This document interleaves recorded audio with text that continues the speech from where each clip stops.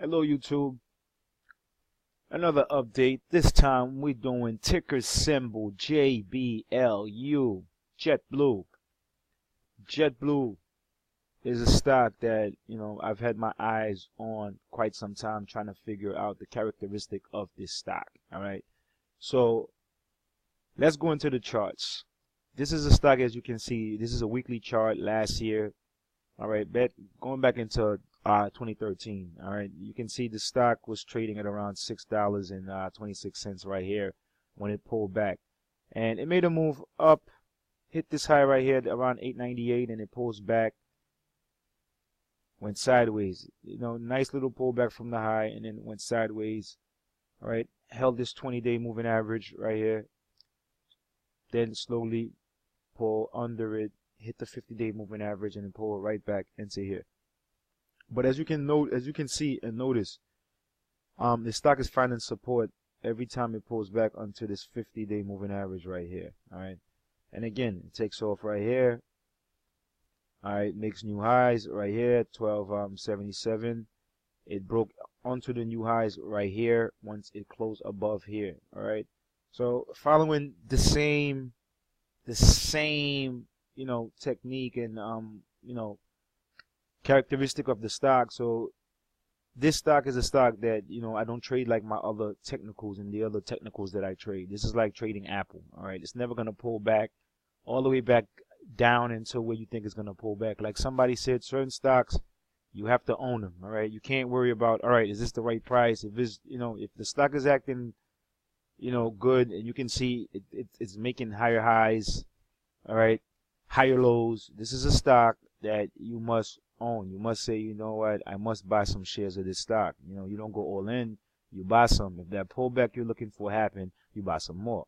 All right, but back into the charts. If we go into the daily charts, all right, as you can see, I noticed the characteristic, like I said before it broke out, what it does all the time. All right, it did it once, twice, three times. What do you think is going to happen the fourth time? So I put this you could say technically would be resistance right here.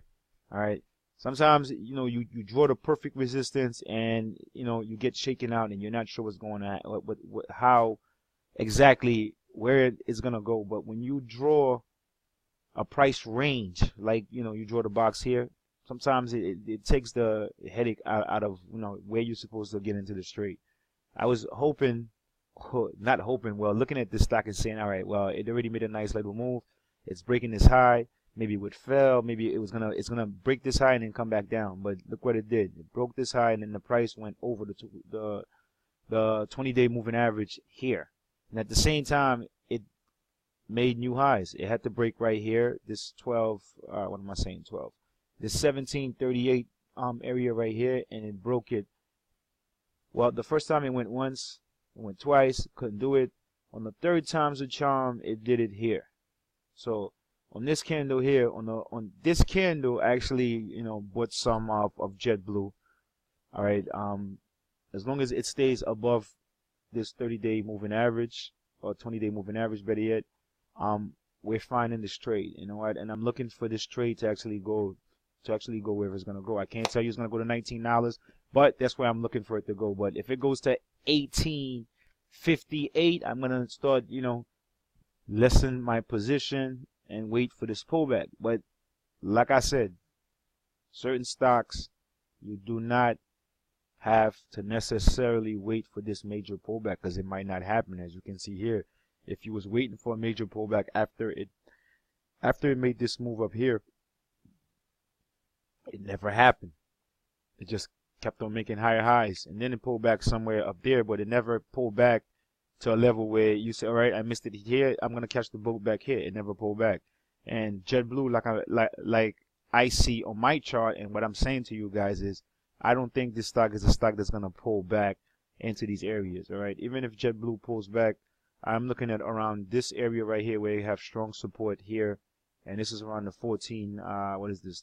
14, 17, 14, 19. So somewhere down here, you see, buyers came in right here, right here, right here, and right here. It's a lot of support down here. So like I said, I'm in this trade. and I'm looking to, liquidate some of this trade up here if it make this move up here. And then I'm going to wait for this pullback. If it doesn't pull back, then you just have to buy the stock, accordingly. And that's why you must learn how to trade. Because if I go into the hourly chart, I don't really trade the hourly chart, and this is why sometimes, because sometimes unless you're gonna have one of these aggressive days where you're feeling good, all your positions have just been liquidated and you have funds for more position, then you can play this this little daily game with the charts. Because as you can see here, you would have bought it here, but if you didn't exit on the next day, you got toast. And then again here, so like I said, I kind of stayed out of this action right here, because I was waiting to see if it was gonna, after it made this move, even here, if it was gonna penetrate down here past the 200-day average. But it never did. Even when it did right here, buyers came back and buyers boarded, and again here, buyers came back, buyers boarded, then buyers came back and buyers boarded back up. So this stock, as you can see, people love this stock, and so far the stock broke right here, and this is what I told you guys. After it made this move right here, all right, on this pullback here, I had to at least test these waters here, all right, and since I did, it pulled back gently right here again, and then boom, it made a new high. So am I in this trade? Yes. All right, if you want to know how to trade like this, and I just broke JetBlue down to you guys, I'm not gonna waste too much time on this video, but this is what I do.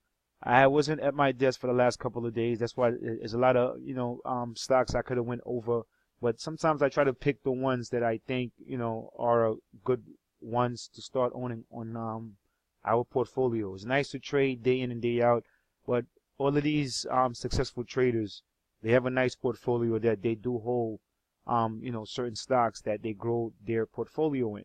You got to have your plan intact before you start trading. So for those of you who want to learn how to trade, who want to learn how to analyze and study, break down a chart, feel free to send me an email. As usual, the number 3, the letter D, consult me at Gmail. Investors, I don't even need to say anymore. If you're looking to invest, feel free to send me an email. The number 3, the letter D, consult me. As usual, enjoy. Peace.